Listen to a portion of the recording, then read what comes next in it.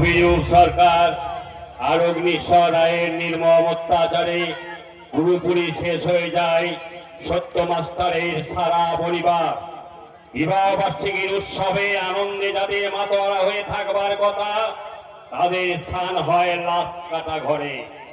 এবং সত্য মাস্টারের সেই অমৃত বাণী সত্যমেব জয়তে সবার লক্ষ্যে মুখ লুকিয়ে কাঁদে। আর অভিযোগ সরকারের কুমন্ত্রণায় পুলিশ অফিসার অগ্নিশ্বর রায় তাদের স্বার্থের দুনিয়ায় সত্যমেব জয়তকে মিথ্যামেব জয়তে পরিণত করতে রুদ্রের উপর করে অকথ্য নির্যাতন।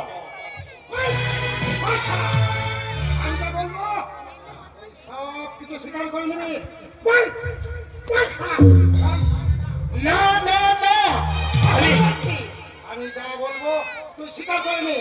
ওর বাপ তার পুরো সম্পত্তিটা তোর নামে লিখে দেয়নি বলে সেই আগে তুই তোর মা বাবা আর বোনকে খুন করেছিস। আমি কখনোই স্বীকার করব না আমার মা বাবা বোনকে ওই অভিযোগ সরকারি খুন করেছে। আর একবার ওই কথাটা উচ্চারণ করলে না এখনো এখনো বলছি আমি যা বলবো তুই সব স্বীকার করে নে, নইলে তোকে আমি এই রকমের মধ্যে আজ আমি পিটিয়ে পিটিয়ে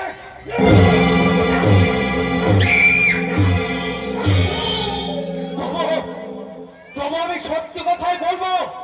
সত্য কখনো চাপা থাকে না, সত্য একদিন না একদিন কথা সবই আর সেই দিন প্রমাণ হয়ে যাবে। শুধু অভিরূপ সরকারি নয়, এই ঘটনাতে আপনিও সমান অপরাধী। তার আগে আমিও প্রমাণ করে দেব ওই সত্য মাস্টারের ফ্যামিলিটাকে তুই খুন করেছিস তুই।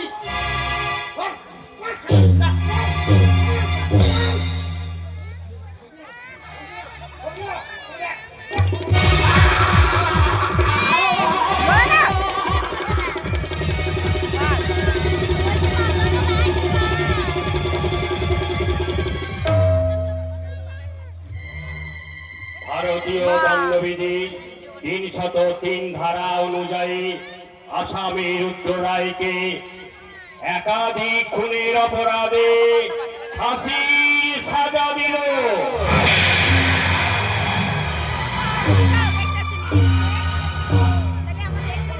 এখনো বলছি আমি যা বলবো স্বীকার করে নে, নইলে তোকে আজ আমি এই লকআপের মধ্যে মেরে ফেলবো। আমি বেঁচে থাকতে কিছু স্বীকার করবো না।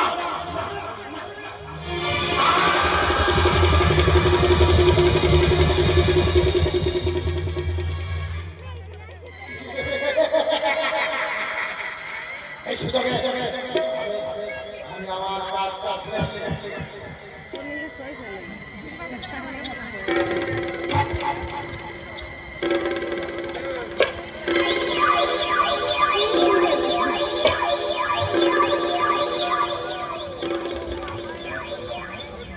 কি চালাক দেখেছিস আমার বাবা।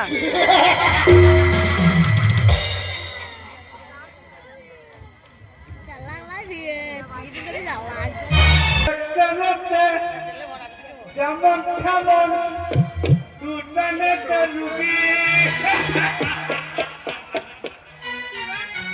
তিনটানেতে রাজা রুচি চারটানেতে সুখী সবাই সুখী।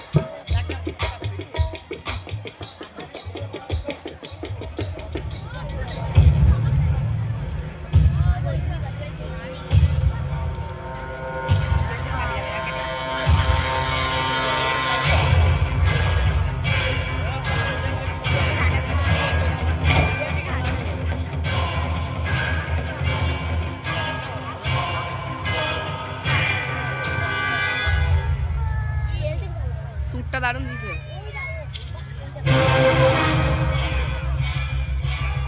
বেশ শীত মনে করছিলাম তো।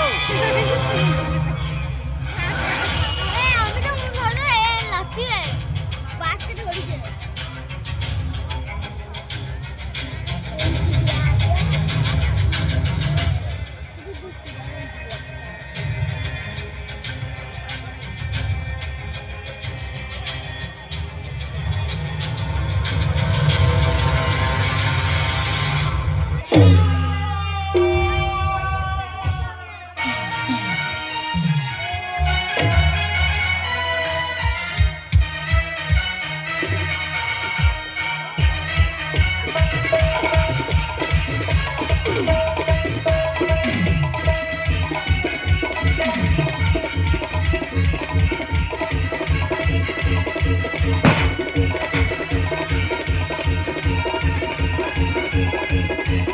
হোক না। ফাজলামি করবি না। কেন রে দিদি? জামাইবাবু না আসা পর্যন্ত এরকম বসে বসে প্যাটার্ন করবি বুঝি? তুই বড্ড ফাজিল হয়ে গেছিস দেখছি। তোদের দেখছি নিজে কিছুই আগে আগে। আমি তো টেনশন করছিস কেন রে দিদি? আরে বাবা, আমি সম্পর্কে হলাম তোর বরের শালি। আরে ধরলি! এরিয়া, তোর বরের অর্ধেক ভাগ্য তো আমার। সে কি রে এরিনা? আমার একটা মাত্র জামাইবাবুকে তোরা কিনা দুজনেই ভাগ করে নিবি? মোটেই না, মোটেই না। মেয়েরা সবকিছু ভাগ দিতে পারে, কিন্তু ভালোবাসা ভাগ দিতে পারে না। জানি জানি রে, জানি দিদি, জানি। আজ প্রায় 3 বছর ধরে জামাইবাবুর সাথে ম্যানেজ করার পর তাকে তুই তোর আঁচলে কাবি হবে? রেখেছিস। সেই ভাগকে তুই কখনো দিতে পারিস? কিন্তু দুঃখের ভাগ তো দেওয়া যায় না দিদি। দুঃখ? আমার আবার দুঃখ কিসের? তুই সবার কাছে যতটুকু দুঃখের কথাটা ঢেকে রাখার চেষ্টা করিস না কেন? আমি কিন্তু তোর সব দুঃখ বুঝে গেছি। আর সেই দুঃখে তোর উদাসী মন যে কি বলতে চাইছে সেটাও আমি জেনে ফেলেছি। এই, কি বলতে চাইছিস শুনি? হ্যাঁ, কি বলতে চাইছেন? গুরু গুরু বক্ষ মন করে আঞ্চল হৃদয়তে হিললে হয়ে যায় মধুক্ষণ সবুর সহে না বিরহ যাতনা ভাব কোথা আছে প্রাণ সখা দাও দর্শন। অসম্ভব, বাজির চল। তোদের সঙ্গে আমি কিছুতেই কথা বলবো না। তোর সঙ্গে আর তোর সঙ্গে আমার আড়ি আড়ি আড়ি। যা। মেহেন্দি লাগা के रखना, डोली सजा के रखना, मेहंदी लगा के रखना, डोली सजा के रखना।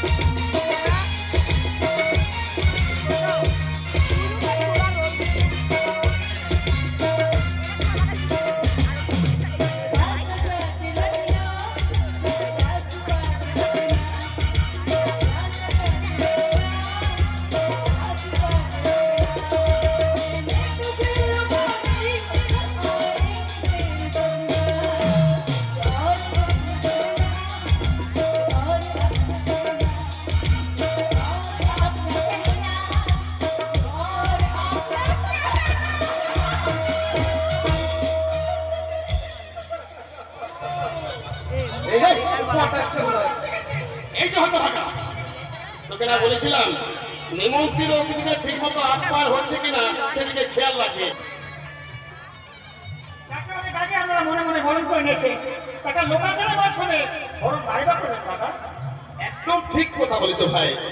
আসলে তুমি আমাদের আত্মীয় হওয়ার অনেক আগে থেকেই আপন হয়ে বসে আছো। আমি খুব ভাগ্যবান দাদা। তাই জীবনে শুধু অল্প আগেই চেয়েছিলাম, কিন্তু ঈশ্বর না চাইতে হয়তো অনেক কিছু পেয়েছি। শুধু অল্প কিছু ভাই আর এই নামে তো গরিব ভাই।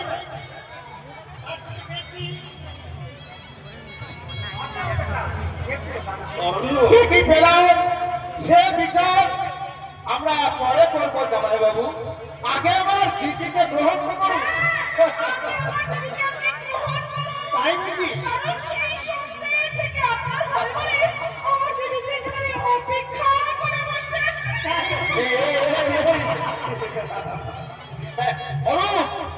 রিনা রকিতা বেশি দেরি করিস না। ঠাকুর মশাই কিন্তু অনেক আগে থেকে ওই বিয়ে মণ্ডপে বসে আছে। আরে তোর আগে মালা বদলটা সেরে নে। ঠিক বলেছে। করতে হবে। ঘুমিয়ে মনটা করে।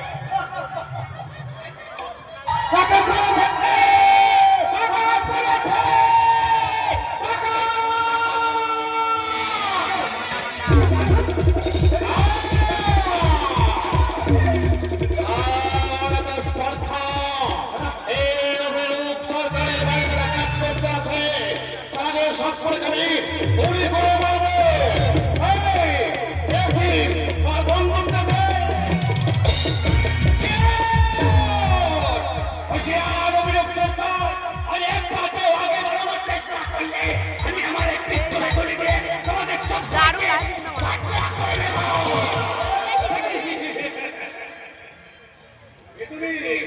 হাতে গ্লাস ওইটা লাইট মাথা সাকাই দিতে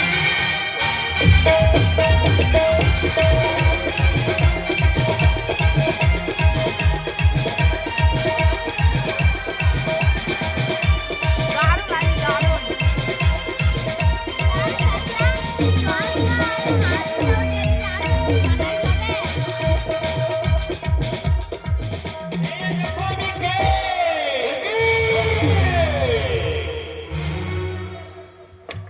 তুমি সত্য মাস্টার ছেলের উত্তর নাও।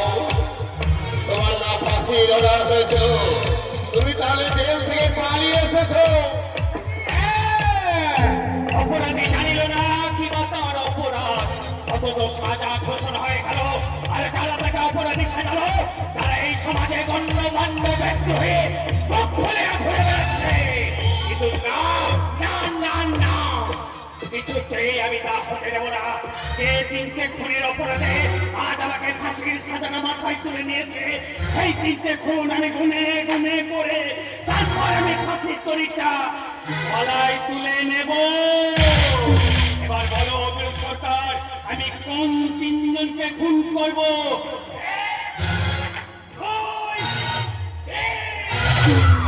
না, আপনি কাউকে খুন করতে পারবেন না। আজ আমার বিয়ে, আজ নতুন স্বপ্ন মুখে নিয়ে আমি একটা নতুন জীবন গড়ার স্বপ্নে বিভোর হয়েছে। আপনি আমাদের সেই স্বপ্ন ভেঙে দেবেন না। দোহাই আপনার, আমাদের আপনি স্বপ্ন ভেঙে দেবেন না।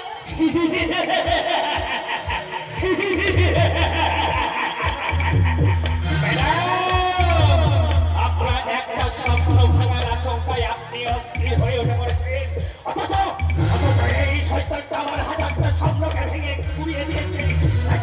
তাই তো তোমাদের স্বপ্নগুলোকে আজ আমি খুন করবো। কিন্তু কেন কেন কেন আপনি রাজ্য অপরাধের জন্য এতগুলো নির্দোষ মানুষের ক্ষতি করতে চাইছেন? সেটা আমাকে জিজ্ঞাসা না করে ওই শয়তানটাকে জিজ্ঞাসা করুন, কোন অপরাধে আমার মা বাবা বোনকে খুন হতে হয়েছিল, আর আমার সেই নির্মম খুনের দায়িত্বটা আমাকে মাথায় তুলে নিতে হয়েছে। কেন কেন কেন? সে তো আইনের মাধ্যমে আইন তোমাকে খুনি প্রমাণ করেছে, আদালত তোমাকে ফাঁসির সাজা দিয়েছে। আমি কিছুই মানি না। তাই তো নিজের হাতে আইনকে তুলে রেখে দুজন তারককে খুন করে আমি জেল থেকে পালিয়ে এসেছি। আর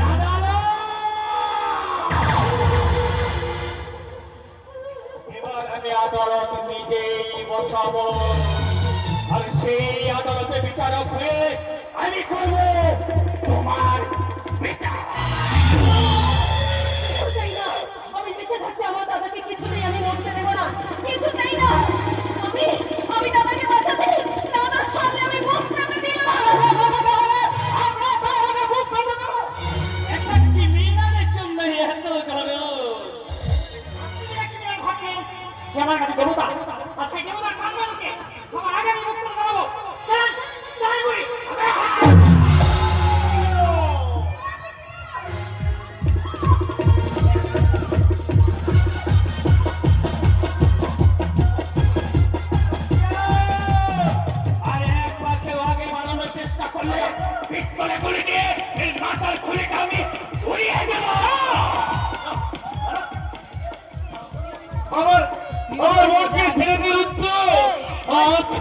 তোমার বোনের বিয়ে।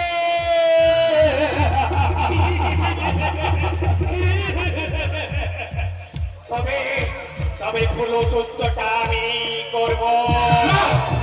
তারপর কাল কিংবা পরশু কোনো নির্জন ভাঙা বাড়ি থেকে নয়তো করো পবিত্র থেকে খুঁজে দিবি তোর এই আদরের মনে, তোর এই আদরের মনে অর্থ লগ্ন সচ্ছিতা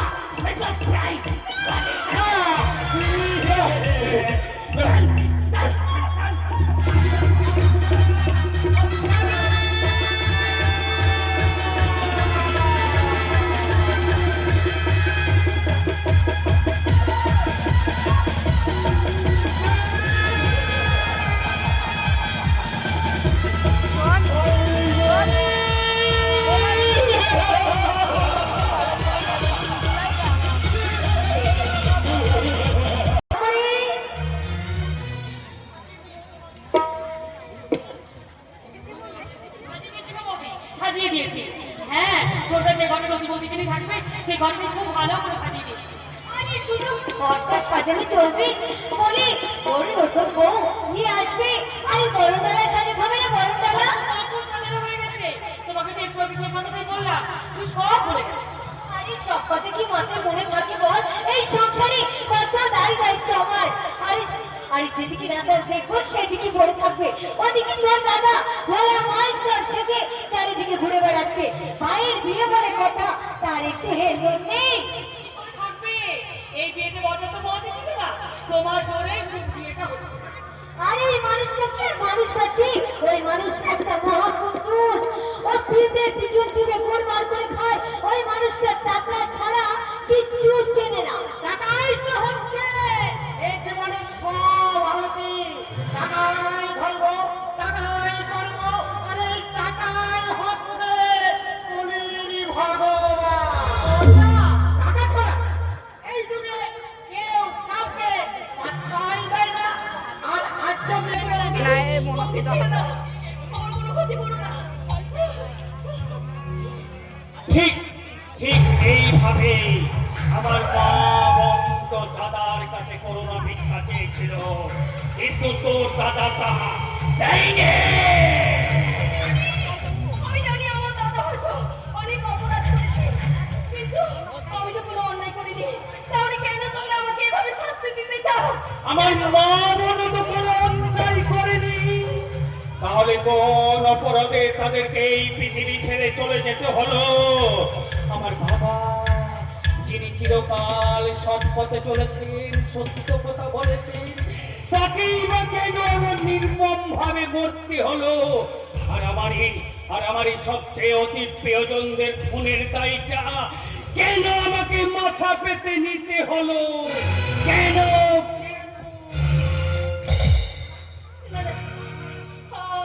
আমার কোনো ক্ষতি করো না, আমি তোমাকে হাত জোর করে অনুরোধ করছি। শয়তানটা যেভাবে আমার পুরো ফ্যামিলিটাকে শেষ করে দিয়েছে, আমিও সেইভাবে তার ফ্যামিলিটাকে শেষ করে দেবো। আমার কোনো সর্বনাশ তুমি করো না, আমি হাত জোর করে বলছি, আমাকে তুমি ক্ষমা করে দাও, আমাকে ক্ষমা করে দাও। না! রুদ্রের অভিযানে ক্ষমা বলে কোনো শব্দ নেই।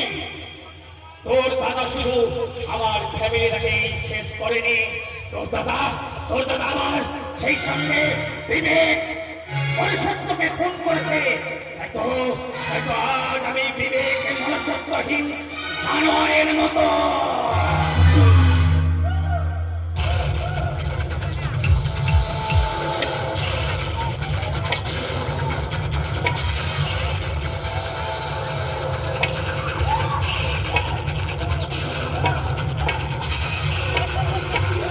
Sophia.